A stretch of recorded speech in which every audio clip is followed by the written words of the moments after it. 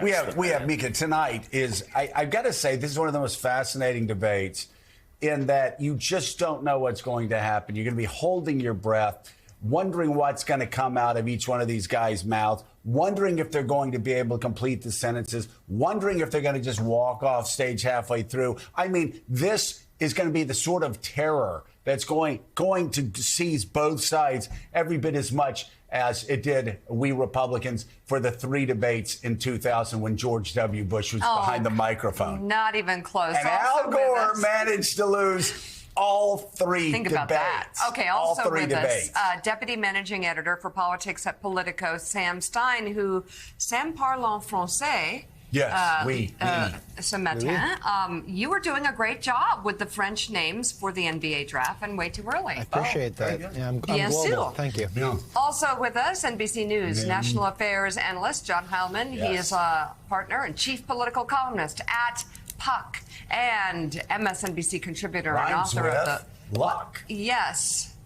Okay, and author of the book How the Right Lost Its Mind, Charlie Sykes. Oh my God, For the first time in 4 years, President Joe Biden and former President Donald Trump are going to go face to face tonight in Atlanta. Sources familiar with Biden's plans tell NBC News the president's going to travel directly from Camp David to Georgia later today after a week of intense preparation at his Maryland retreat. That prep will reportedly include both dress rehearsal style mock debates and informal huddles with advisors. He's been doing that today. They'll make him most likely. He's just going to rest and watch Morning Joe on a loop. Contrary to claims from Trump's team, Biden campaign sources say the president has maintained his executive schedule while at Camp David, and that only part of his days have been spent on debate prep. As for the former president, the Biden campaign believes Trump is preparing more for tonight's debate than he has been letting on publicly. They are bracing for Trump to arrive in Atlanta, quote, more disciplined than on past occasions. This guy's going to be but have been strategizing ways to get under the former president's skin to remind Americans of his more uncontrollable side. Really, I don't. How do you get under Donald Trump's skin? Come on, this guy is a professional. It's so thin. It's like he said he's been doing this forever. He spent his entire life on television. He spent his entire life debating. I mean, he would really have to screw things up to not win this going away tonight. Yeah, he said he didn't really need to prepare for the debate because his life has prepared him. He's so well versed in these issues.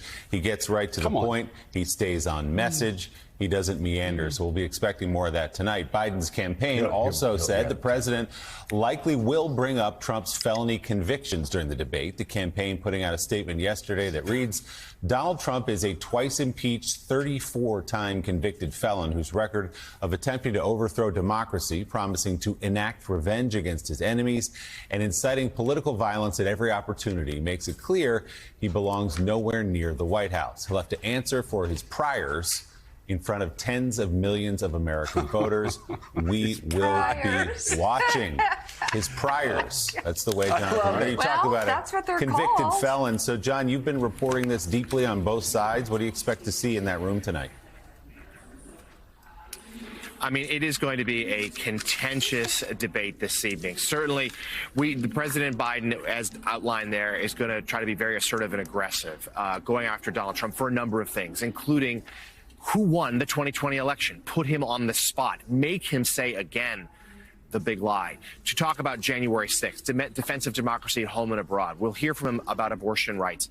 And indeed, he will talk about he will talk about Donald Trump's convicted felon, and he'll try to make that argument that the conviction is just another sign of Trump doing whatever it takes to look out for himself while ignoring the American people. Now, I've been talking to those involved in the Biden debate camp at Camp David. Yes, there is the possibility that Donald Trump will come out tonight more disciplined, but they think that won't last. And President Biden is going to aim to provoke him. They're on the defensive as well. They know Trump's going to come at him swinging on immigration, on inflation, potentially Hunter Biden's conviction. They say to President Biden that, hey, it'd be okay to flash a little bit of anger at that. That's a human response. And so many Americans can relate to a loved one battling addiction. But let's just be clear about this. The stakes here are really high, and both sides know it. This has been a static race within a few points throughout. That's partially why the Biden team wanted this debate so early, to get Americans to pay attention, to kind of drag Donald Trump back into their living rooms and say, look, this is the choice. Biden versus Trump. You may not be thrilled with that choice, and polls suggest a lot of Americans aren't, but you're going to have to make a decision here. This is the race. And they think this is a moment where the president can not only quiet the doubters, much like he did at the State of the Union, that he's still up for the job, but he can once again paint Donald Trump as fundamentally unfit and dangerous to hold that office again. Jonathan is right that Americans, and you know this, talking to people all the time, are kind of looking away from this campaign at this point. They go, ugh, these two guys again. This is a moment when the country really is going to tune in, even if just for one night, and perhaps form lasting impressions. And as John says, both of the campaigns are very aware of that. So you're going to be down there tonight in Atlanta. What do you expect to see? Well, I guess first, one thing to say about this is, Joe's right in saying this. It is, given the two candidates, there's, the possibility that something will happen outside the bounds of what anyone expects in any direction is reasonable. Yeah. So, making predictions about what's going to happen in the debate. The likeliest thing is that Joe Biden's going to, especially with the expectations have been lowered for him by Republicans for months, stupidly, that he's going to overperform their expectations and that he's going to do what he did in the State of the Union. That's the most likely outcome. The most likely outcome on Donald Trump's side is that he's going to be, Donald Trump. We're not clear that Trump has any other mode than the Trump than what we've seen. I think one of the things about having this thing so early is that the Biden campaign pushed for it to be early. They didn't push for it to be early because they thought that what would happen here was that with the 6% of undecided, persuadable, available voters in the 6 states that are in play, 6 or 7 maybe states that are battleground states, that people were going to have their mind changed tonight in that group. If you haven't decided between Donald Trump and Joe Biden at this point, an event that would change your mind tonight and would hold until November is a pretty unlikely thing.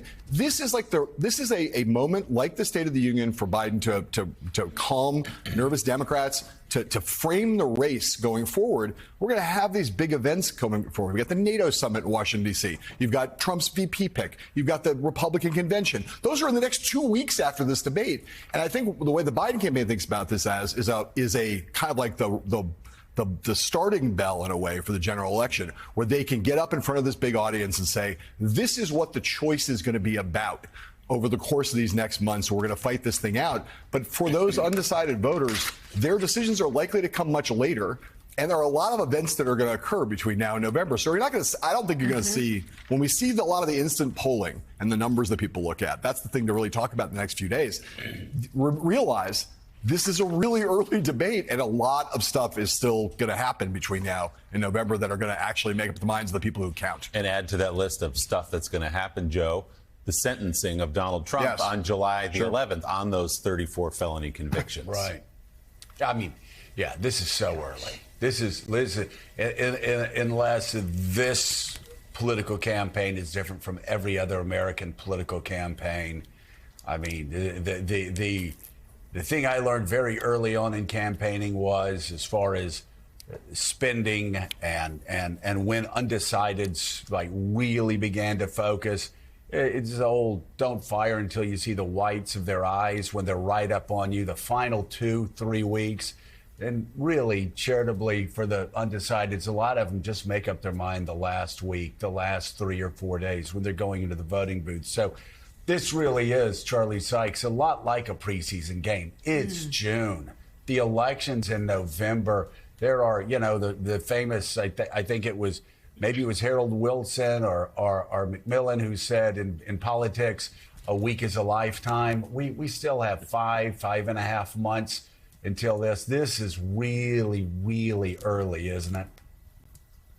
I'm really glad you're giving us this reality check because, look, of course, this debate is pivotal. It's incredibly important, but we live in an era of just constant amnesia. I mean, you do this every day, right? And sometimes at the end of the week, you look back and say, what actually happened this week? Exactly. Something that happened 2 weeks ago feels like it happened in a completely different era. So I think that's important. And as for, undecided voters, there was a survey in Wisconsin yesterday of registered voters that found the race tied 50-50, which is amazing because that means there's no undecided voters out there. So again, there's a lot of things that are going to happen, and as John Heilman pointed out, you're going to have this post-debate spin that is going to be as significant as anything that happened. But I am fascinated by all the discussion about expectations. Who's going to show up, what's going to happen. We don't know, but we do know one thing: Donald Trump is going to be Donald Trump.